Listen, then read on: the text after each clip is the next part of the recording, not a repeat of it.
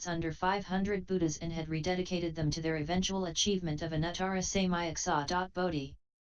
Learning this, they immediately experienced a suddenly expansive reacquisition of that original inspiration. At this the Bhikshus bowed their heads in reverence to Vimalakirti's feet. Then Vimalakirti explained the Dharma for them, and they never again regressed from their progress to anuttara samyaksa. Bodhi. I thought, Aravakas do not consider the faculties of people and therefore should not explain the Dharma. Therefore, I cannot accept your instruction to go inquire about his illness. The Buddha told Mahakatyayana, you go inquire about Vimalakirti's illness. Katyayana addressed the Buddha, world honored. 1. I dare not accept your instruction to go inquire about his illness. Why? I remember once in the past, when the Buddha briefly explained the essentials of the Dharma to some Bhikshus, and immediately afterward I expanded upon your meaning, discussing the meanings of impermanence, suffering, emptiness, no self, and extinction.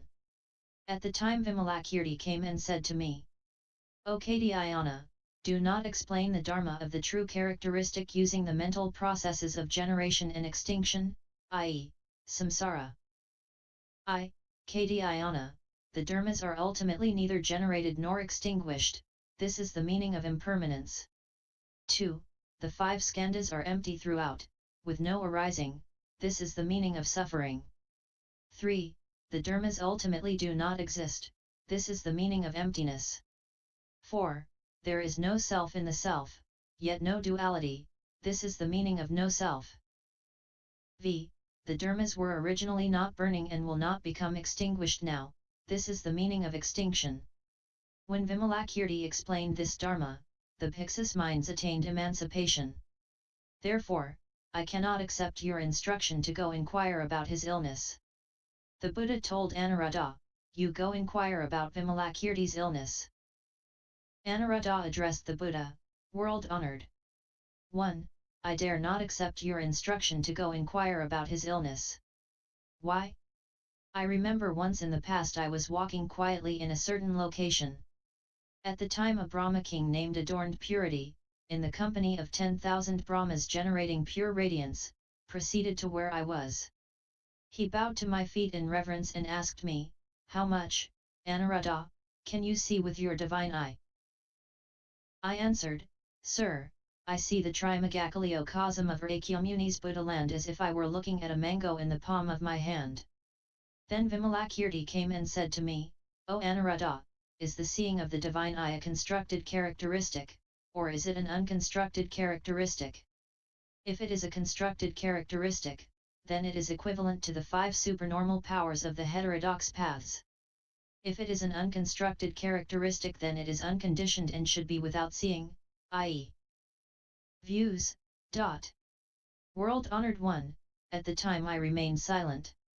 Hearing his words, the Brahmas attained something unprecedented, immediately reverenced Vimalakirti, and asked him, who in this world has the true divine eye?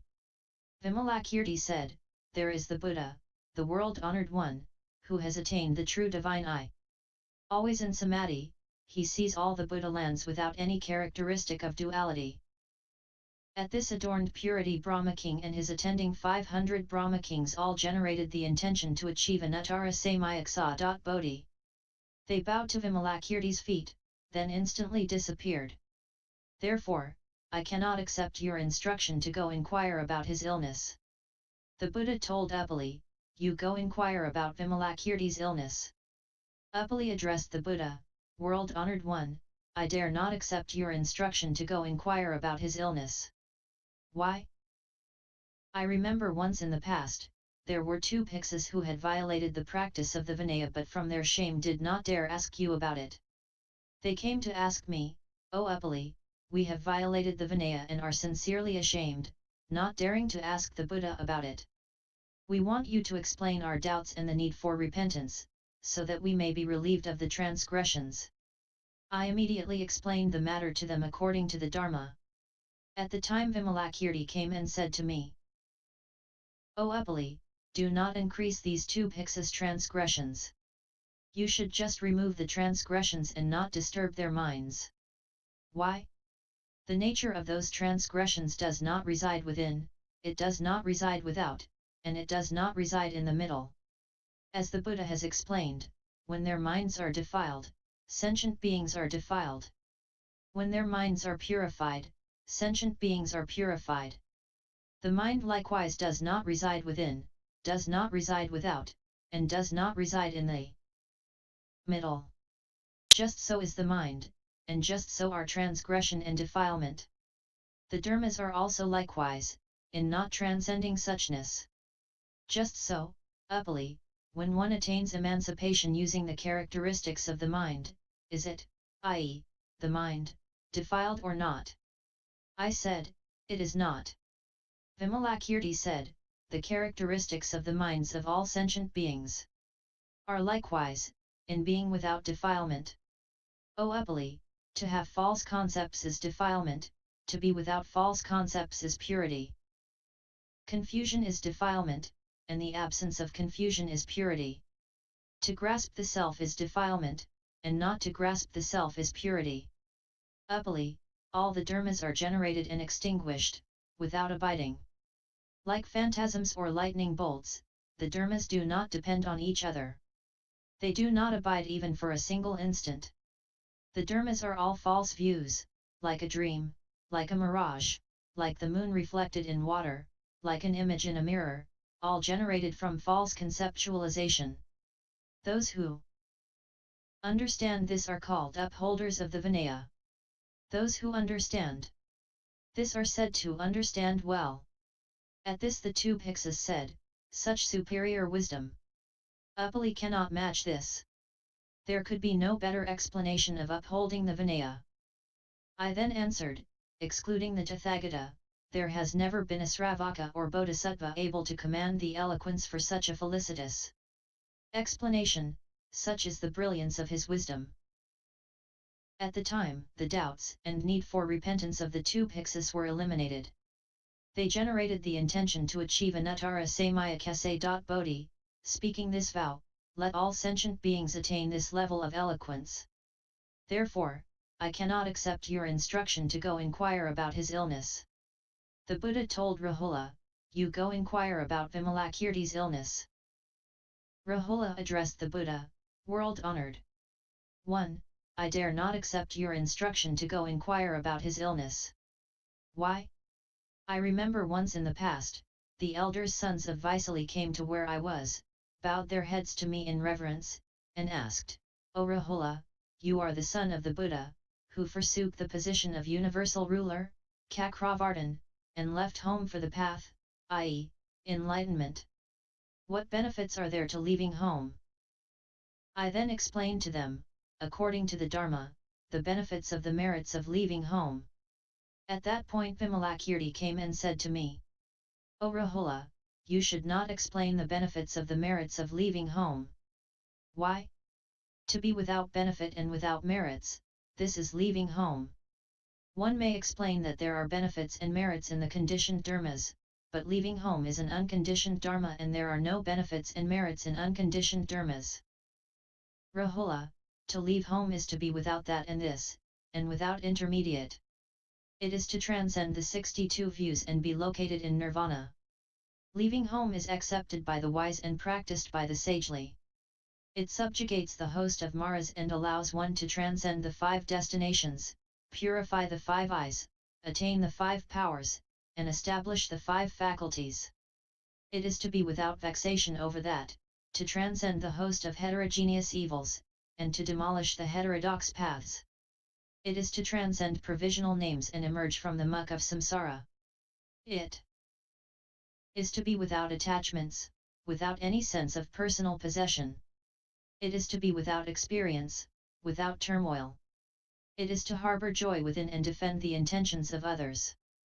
It is to accord with meditation and transcend the host of transgressions. If one can be like this, then this is true leaving home. At this Vimalakirti said to those elders' sons, you would do well to leave home together in the correct dharma. Why? It is difficult to encounter a time when a Buddha is in the world. The elders' sons said, O retired scholar, we have heard that the Buddha has said one may not leave home without first receiving permission from one's parents. Vimalakirti said, so it is. You should immediately generate the intention to achieve anuttara samayaksa. Bodhi, and this is to leave home. This is sufficient. Then 32 elders' sons all generated the intention to achieve anuttara samayaksa. Bodhi. Therefore, I cannot accept your instruction to go inquire about his illness. The Buddha told Ananda, you go inquire about Vimalakirti's illness. Ananda addressed the Buddha, world honored. 1. I dare not accept your instruction to go inquire about his illness. Why? I remember once in the past, the world honored one had a slight illness requiring cow's milk as medicine. I took my bowl and proceeded to the gateway of a great brahman home. While I was standing there, Vimalakirti came and said to me, O Ananda, why are you standing here with your bowl so early in the morning? I said, O retired scholar, the world-honored one has a slight illness requiring cow's milk, and so I have come here. Vimalakirti said, Stop, Ananda. Do not speak thus. The Tathagata's body is the essence of vajra. In it the evils are already eradicated and the host of goods universally assembled.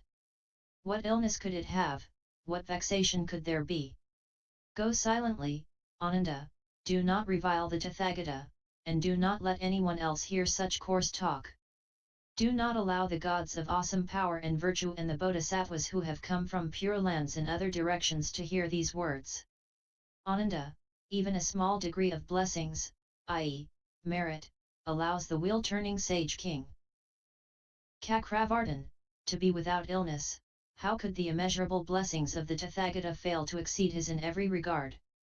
Go, Ananda, do not make us experience this shame. If Brahmins in the heterodox paths hear this, they will think, who is this teacher, who is unable to save himself from illness but would save others of their ills? Sir, go in secret haste and do not let anyone hear this. You should understand, Ananda, the bodies of the Tathagatas are bodies of the Dharma, not bodies of longing. The Buddha is the world-honored one, who has transcended the triple world. The Buddha's body is without flaws, the flaws having been extinguished. The Buddha's body is unconditioned and does not fit the conventional analytic categories. A body such as this, how could it be ill, how could it be vexed? At the time, world-honored one, I was really ashamed that I might have mistakenly heard what the Buddha had said in spite of being so close. I then heard a voice from space saying, Ananda, it is as the retired scholar has said. It is just that the Buddha has appeared in this evil age of the 5 corruptions and manifests this Dharma to emancipate sentient beings. Go, Ananda. Take the milk without shame. World-honored one, the eloquence of Vimalakirti's wisdom is like this. Therefore, I cannot accept your instruction to go inquire about his illness.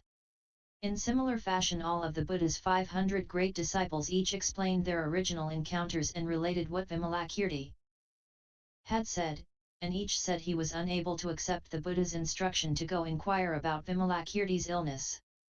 End Viz X 003